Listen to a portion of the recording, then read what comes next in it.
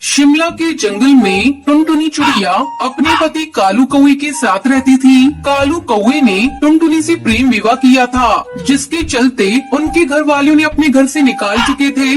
अब हम लोग कहाँ जाएंगे जी? हमारे घर वालों ने तो हमें घर से बाहर निकाल दिया। आपके पास तो अभी कोई काम भी नहीं है। कहाँ रहेंगे हम लोग और क्या खाएंगे? अरे पगली, इतना बड़ा ये जंगल है, कहीं न कहीं हमें काम मिल ही जाएगा। और रहने के लिए मैं कोई किराए का घर देखता हूँ। जब मैं कमाने लगूंगा तो अपना घर भी बना लेंगे। अब चलो यहाँ से चलते हैं, पहले हम रहने का आसरा ढूंढते हैं। दोनों पति पत्नी जंगल की मुखिया चील के पास पहुँचते हैं और उससे रहने के लिए एक किराए का घर ले लेते हैं।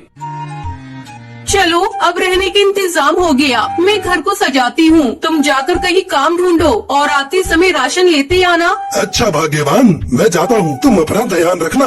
इतना कहकर कालू कौवा काम तलाश करने चला जाता है। बहुत कोशिश करने पर उसे एक जगह काम मिल जाता है। शाम को राशन लेकर कालू कौवा जब घर लौटता है। आप आ गई जी, जल्दी लाओ राशन, मैं भोजन बनाती हूँ। मुझे बहुत जोरों से भूख लगी है। टुनटुनी भोजन बनाती है और दोनों खाना खाते हैं। रात को सोते समय टुनटुनी कालू से कहती है, आपको तो काम मिल गया, अब तो आप रोज काम पर चले जाएंगे। मैं सोच रही हूँ क्यों ना मैं भी आपके साथ काम करूँ। इससे घर में दोगुनी आमदनी होगी और जब ज्यादा आमदनी होगी तो हमारा घर भी जल्दी बन जाएगा। तो ठीक है टुनटुनी, कल से तुम भी मेरे साथ काम पर चलो। अगले दिन से टुनटुनी और कालू दोनों साथ में काम पर जाने लगे। इस तरह 2 महीने गुजर गए। सब कुछ अच्छा चल रहा था। सुनो जी, मैं माँ बनने वाली हूँ। अब मैं आपके साथ काम पर नहीं जा सकूंगी। मुझे अब आराम की जरूरत है। टुनटुनी की ये बात सुनकर कालू कौवा खुश हो जाता है और अकेले ही काम पर चला जाता है। इस तरह कुछ दिन गुजर जाते हैं। एक दिन जंगल के सरदार कालू के घर आता है। कालू, अरे ओ कालू, जल्दी घर से बाहर निकल, मुझे तुझसे बहुत जरूरी बातें करनी है। मुखिया की आवाज सुनकर टुनटुनी चिड़िया घर से बाहर निकलती है। मुखिया जी क्या बात है? आपको जो कहना है मुझसे कहिए। कालू तो काम पर गए हैं।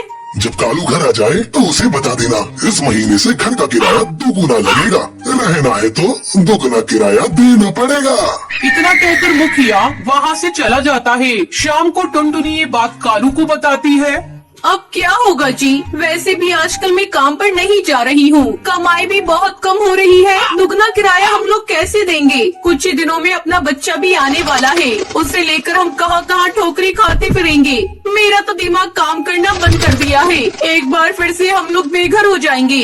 टुनटुनी, तू माँ बनने वाली है तो इतना चिंता मत किया कर। तेरे और बच्चे दोनों की सेहत के लिए अच्छा नहीं होगा। रात हो गई है, कल सोचेंगे क्या करना है। फिर दोनों पति पत्नी सो जाते हैं। अगली सुबह कालू काम पर जा रहा था। वो उस समय बहुत परेशान था। उसे कुछ समझ में नहीं आ रहा था कि अब वो अपनी पत्नी को लेकर कहाँ जाएगा। इसी परेशानी में कालू कौवा अपना रास्ता भटक जाता है और एक पुराने रेल की पटरियों के पास आ जाता है। अरे ये क्या, मैं तो अपना रास्ता भटक गया। थोड़ी देर आराम कर लेता हूँ, फिर आगे चलता हूँ। ऐसा सोचकर कालू कौवा एक पुरानी खंडर पड़ी रेल के डिब्बे के अंदर जाकर बैठ जाता है। उस रेल के डिब्बे की हालत खराब होने के कारण वो अब इंसानों के इस्तेमाल में नहीं थी। अरे ये रेल डब्बा तो बहुत पुराना है और बिल्कुल खाली पड़ा है। क्यों ना हम लोग इसी में अपना घर बना कर रहे। मैं अभी जाकर टुनटुनी को बताऊंगा। फिर कालू कौवा वहाँ से खुशी खुशी चला जाता है। शाम को जब वो घर लौटता है तो टुनटुनी को रेल के डिब्बे वाली बात बताता है। अगले दिन वो टुनटुनी और अपने सामान को लेकर उस डिब्बे के पास आता है। फिर दोनों पति पत्नी उस रेल के डिब्बे में घर बनाकर रहने लगते हैं।